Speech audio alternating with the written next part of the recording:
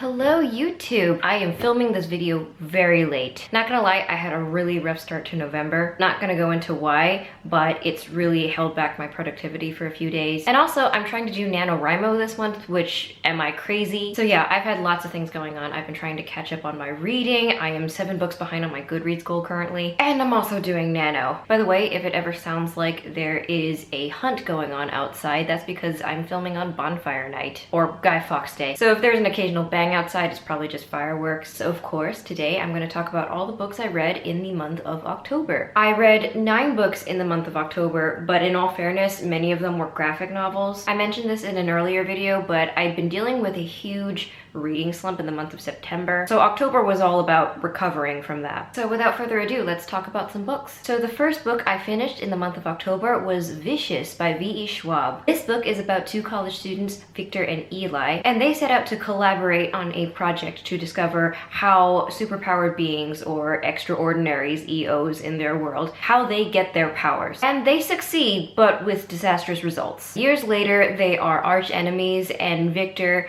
is craving revenge against Eli. This book had a slow start for me, which is why when I began it in September, it took me a while to get through it. And also the story is told non-linearly, which is why sometimes it was hard to follow the different chains of events. But ultimately, it was a very rewarding read. There's all kinds of really interesting, colorful characters. There's also the theme of the motley crew that sets out on a united mission together. And of course, Victor is an amazing character. The ending is so fast-paced and so tense, and the payoff of the tension that's been building in the entire novel is very satisfying. I ultimately gave this novel 4 stars. I thought it was a solid, satisfying read. The next book I read in the month of October was Umbrella Academy Volume 3, Hotel Oblivion. Of course, Umbrella Academy is a comic book series written by Gerard Way of My Chemical Romance fame. It's one that I've been really enjoying, and you may also know that the series has been turned into a Netflix series, which actually fleshes out the characters a bit more. So if you don't know, Umbrella Academy is about 7 different youngsters that have been collected together by this one rich entrepreneur. And they all have these different abilities. They're basically this guy's little superhero army, but now they have grown up and have their own individual issues. I thought volume 1 was okay, and the second volume, Dallas, was pretty good. So I liked Hotel Oblivion better than the first volume, but not as much as Dallas. It was very choppy at the beginning for me, and there were all kinds of story threads going on, but ultimately those plot threads came together very nicely in the conclusion. The boy, I think he's number 5. He is still my favorite character. He is quite literally an old man in a child's body. I love how unapologetic he is, and also he's such a resourceful character. And the whole graphic novel series is conceptually really cool. This book is about the 3.75 4-star range for me. It's not quite a 4-star book, but it's not 3 stars, and it's not even at 3.5 stars. I'm still really enjoying this series, and I look forward to reading more volumes of it. Next up this month, I started the Metabarons series by Alejandro Jodorowsky. I read the first volume, Othon, and the second volume, Honorata. The Metabarons is a comic book series that is a spin-off of Jodorowsky's main series, the Incal. It's about a family of super space warriors called the Metabarons. They are considered the deadliest mercenary killers in the universe. Every generation of the Metabarons has some sort of mutilation done to them, and that mutilation is in turn replaced by a cybernetic implant. But the most important tradition of the Metabarons is that every son has to successfully defeat his father in mortal combat. I found the world building of this series so cool. It's so clearly dripping in Dune influence. Like Dune, it also has a society of space witch priestesses. I gave the first volume, Othon, 4 stars. I really liked the world building, and there was a pretty decent story. But the second volume, Honorata, really blew me away. Because not only did they add to the world building, they also had some really interesting character arc. It just really made me feel some feels. And they're both quite short. They're both about 60 to 70 pages. The one thing about the Metabaron series is it is very fast-paced, and the dialogue is very comic book dialogue, like over exposition-y. But once you get past those things, it actually is an amazing story. So I'm super looking forward to reading the rest of the Metabaron series. Next up, I read Lucifer Volume 1. This is a comic book series by Mike Carey, and it is a spin-off of the Sandman series by Neil Gaiman. Lucifer features heavily in the Sandman series, I think especially in volume 2 to my memory. He is quite a character in and of himself, so of course he deserves his own comic book series. The basic premise of Lucifer is that he has decided to quit his job as Lord of Hell, and he and his right-hand demon, Mazikeen, go to LA and they start a nightclub. And in the meantime, occasionally he has to deal with various supernatural forces disrupting his business. You may know that the show Lucifer is loosely based on this series. It has the same basic premise, but it's much more comedic and sitcom-y. I think both can be enjoyable in their own way, but I would say that right now I do enjoy the comic book series a lot more. It really leans into the weirdness of the Sandman universe, and Lucifer is so different from how he is in the show. He's super manipulative and cool-headed. He always has his own agenda going on. He is not carefree like he is in the show. So I did enjoy volume 1. I think I found it a little bit episodic. Sometimes the events in the novel were kind of loosely connected to each other. Ultimately, I gave it 4.25 stars. The next book I read this month was the Saga of Swamp Thing Volume 3. So of course this is by Alan Moore, who did a very long run on Swamp Thing. So Swamp Thing is a series that I've been enjoying for a while. So if you don't know, the Saga of Swamp Thing is essentially about a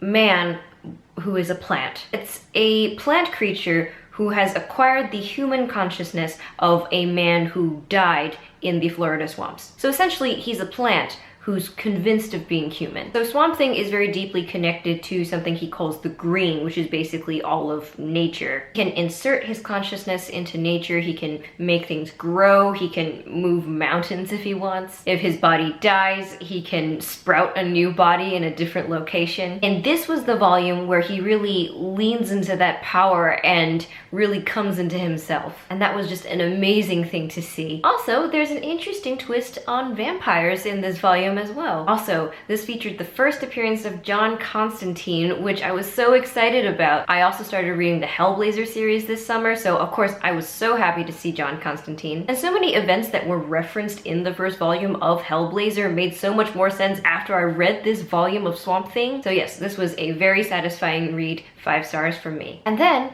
I read Practical Magic by Alice Hoffman, not a graphic novel. So Practical Magic is about a family of witches. It mostly centers around 2 sisters, Sally and Jillian, and they grow up with their witch aunts after being orphaned. And the 2 sisters take really different approaches to their lives. Jillian is really carefree and just dates around, while Sally really wants to have a normal life, and she's very restrained in her approach to men and the world. But then various events in their lives force them to come together again and confront who they are. This was a really nice generational story about family and self-acceptance. The style of this book is very much magical realism, so the writing is very dreamlike. Alice Hoffman writes so beautifully, and sometimes I'll look at a sentence that she wrote and I'm like, that's a good sentence. Sometimes it got to be a little bit much for me, but overall I really enjoyed the writing style and the flow of the story. I know a lot of people on Goodreads didn't particularly like the style, but I think it will suit you if you do like the style of magical realism. This was also made into a movie in the 90s with Sandra Bullock and Nicole Kidman. I actually watched the movie right before Halloween and I didn't like it very much. It was just tonally so inconsistent and also way too 90s rom-com-y for me. I really wanted to like the movie, but a lot of aspects of it just haven't aged well for me. So the verdict for me is that the book is definitely better. And if you like magical realism and witches, read this book. I rated this 5 out of 5 stars on Goodreads. Next up is another graphic novel. This is another book by Jodorowsky. It was the Incal. This was the first volume, The Black Incal. You may also know that this graphic novel series actually influenced the film The Fifth Element. And as I mentioned earlier, this series actually features one of the Metabarons from the Metabarons series.